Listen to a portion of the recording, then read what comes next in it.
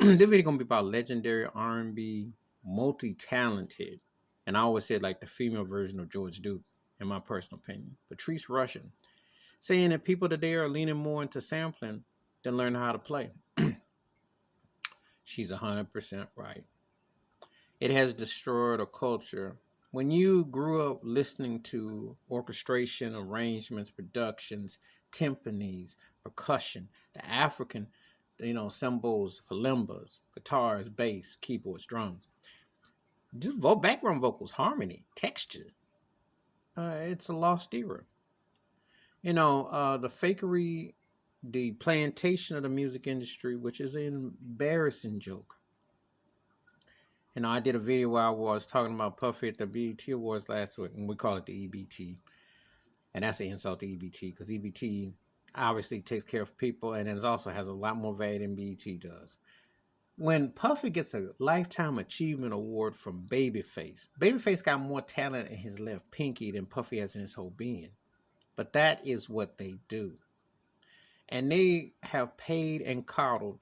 People used to clown MC Hammer and call him a sellout and a cornball. Well, what has hip hop done? They have glorified sampling and looping.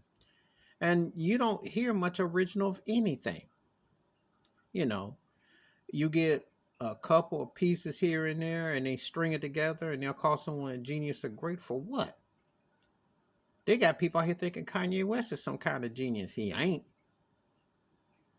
He a beat maker, but that's not musicality. Just like Pharrell, Puffy didn't even know how to produce. He got Ghost. And Dr. Dre, who's lived off of sampling. And other musicians, which is what producers, arrangers do. But he ain't a producer in the traditional sense. You see, there's a big difference. And if we want to talk about hip hop and production, we go back to Larry Smith, who used to produce for Run DMC.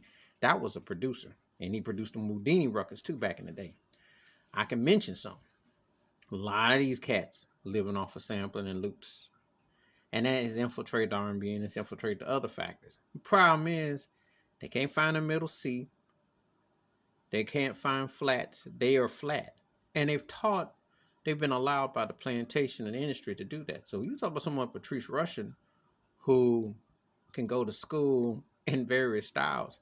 Yeah, it's insulting and embarrassing. If you don't know about Patrice Rushen, you should go check her stuff out. Because Forget Me Not's one of her songs, which was sampled by Will Smith for Men in Black and also for George Michael for Fast Love, amongst others. One of the baddest to do it. Vocalist, arranger. She used to do the music for the Steve Harvey Show. Amongst NAACP, you name it, she could do it. And yeah, if you learn music theory and so on and so forth, you are insulted and outraged by what the industry's put down. That's why I call it the music industry plantation, because they are promoting Toby. They don't want you to know Kunta. And that's what they're doing on purpose. They're a racist institute and they don't care about real talent. They indoctrinate you to be watered down and to be stupid and dumb. And they think people are stupid and dumb. So let's give them back the samples and the loops. Let's let them think that this is where it came from. They never tell people the truth.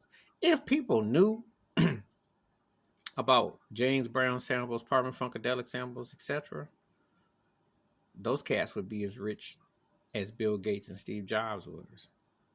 They'd be worth as much as Walmart if you were paid a dime for every time they were sampled. Please hit like, subscribe, welcome thoughts and comments, and I do respond. Thank you. Wash your hands, keep your mind clear, watch out for another, and learn something about some real music, and learn about the theory of it, and turn that whack racist industry off. I'm out.